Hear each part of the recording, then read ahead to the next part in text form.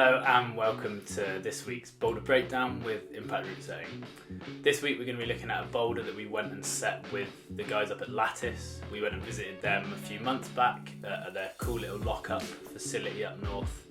And we went, myself and Jake went up there and set a few boulders for them to make some videos and get their squad to kind of try out some kind of comp style boulders. So let's get into it. Okay, so we'll play the full clip through of the boulder first, and then we're going to go down kind of one move at a time and break it down. So the boulder is on a slab wall. It's probably, I don't know, 3 to 5 degrees slab. Quite a gentle slab, not very friendly angle. And it all revolves around mainly this kind of balance across on some really bad feet. So all these volumes here are art line volumes. These black things at the bottom, let's just show you here. These black things at the bottom are really cool. So these are like stackable. I can't remember what they're called. I'll put a link to them somewhere. They're like stackable volumes which have plywood plates behind them. So they're designed that you can screw them on top of each other. So you've got reinforcement behind to screw them in, and you can screw jibs and things on top of them as well. So they're super usable.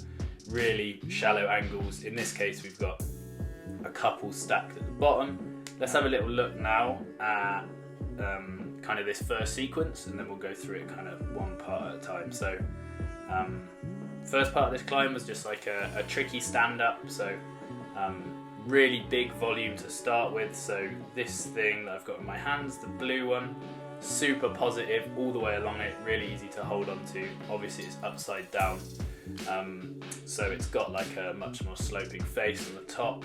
It does have a little black jib, you can kind of see it there, that we had to add as a foothold. Ideally it's really nice to keep volumes as blank volumes. Like I try not to add jibs to them when possible, just because it opens up the possibility of cheating a lot more when people can pull on jibs and match feet and all those things. So ideally it would have been really nice if we could have made people just stand on that volume. Would have kept it really balancy, really easy to fall off, which is kind of what we're going for like comp style slab. But we had to add the jib in this case because the volume wasn't easy enough to stand on. So you can see I can keep my right hand on for this bit here, and then if we just stop it here, let's play through this move actually. So just play through this move. There's like a little release across and then a little catch of the toe to stop you coming off. So this is the main move I want to focus on right now. So a few things we need to look at for this one. First of all is that this distance between the right hand and the left hand, and also between the right hand and the next hold, is too big for you to span comfortably slowly. So in this case it was just out of reach for me. I think even if you were really tall you would struggle to span it. I didn't see anyone span it when the guys came and tried it afterwards. So that's point one. Point two is kind of the first part of the move. So if we play it on a little bit, you can see that as I reach out here, if we draw a line down my kind of centre of balance from that foothold, oh, my line will start working, there we go. You can see I'm like really reaching out from this foothold, like the distance between that foothold and where the hand is, like that, it's like a long way, maybe half a metre. I'm having to reach past the foot. So you could set this move without the little toe hook catch, just the release and kind of lean across. That's a really nice kind of techy, slabby, no hands move. Depending how good the feet are, you might be able to do it really slowly. If the feet are a bit worse, you might have to do it a little bit quicker. But this distance here, the fact that we're making the climber reach so far past that foothold, means that they're going to barn door straight away, and that's the reason that they need to use this toe hook here. So the key with the toe hook is that it's a really big, flat, comfortable surface, but very positive the whole way along, so you don't have to be too accurate. You can just flip your foot underneath it really quick and you're into the right position. So let's have another quick look at that move.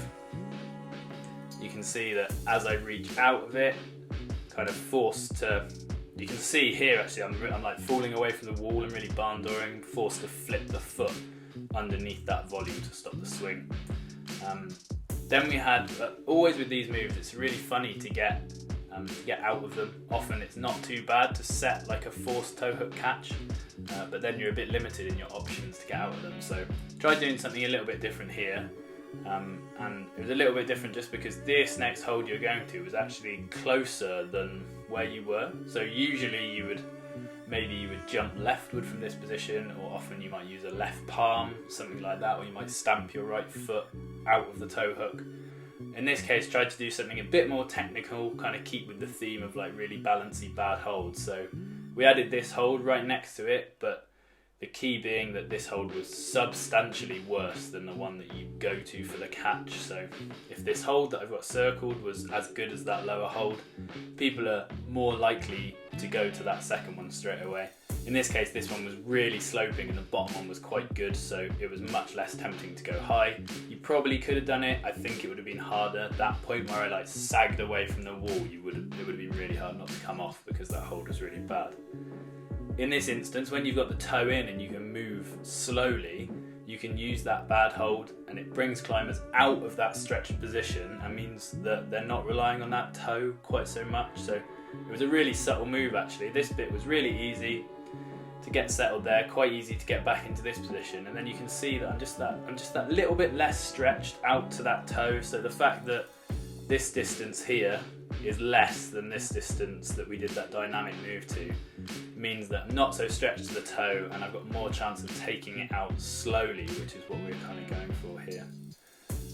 So you can see I can kind of creep the toe out here really slowly, can match feet, and then we've got this tiny little jib up here which is going to allow us to do the next move. So this bit was super balancy, really bad foot, really bad hand, really easy to fall off, which is kind of what you're going for a lot of the time with comp slabs. From here it's a little bit more classic style, I guess, nothing coordinated, just a bit of pushing, some really like vertical holds so that you can't ever relax. The fact that they're like really vertical means that you're having to use a lot of body position and trust your feet and push a lot more than you would if they were just flat holds where you can kind of hang off them. Okay, thanks for tuning in this week. Hopefully that gives you some insight into not just that move, but kind of going on into any other similar moves. The cool thing about these videos as we go through them is that a lot of these concepts, even though they're applied to like a specific boulder here, they actually apply to a much broader range of moves. So in this case we did it with this toe hook catch, but actually a lot of the concepts we talk about would apply to a lot of other kind of slab based climbing, whether you're climbing or whether you're route setting. If you do want to know more about route setting, then make sure to check us out on Instagram. Also go to the website and make sure to sign up for our online route setting course. So we're working on this at the moment. We're hoping it's going to be out kind of early summer, and that's going to be a fundamentals of route setting course to take you through a lot of the basics, both the safety functional side of it and also some movement basics. So if you can't make it to us for a course in person, that should be a really good option if you're overseas or whatever. If you enjoyed this video, then make sure to have a look at this one or this one, and I'll see you all soon.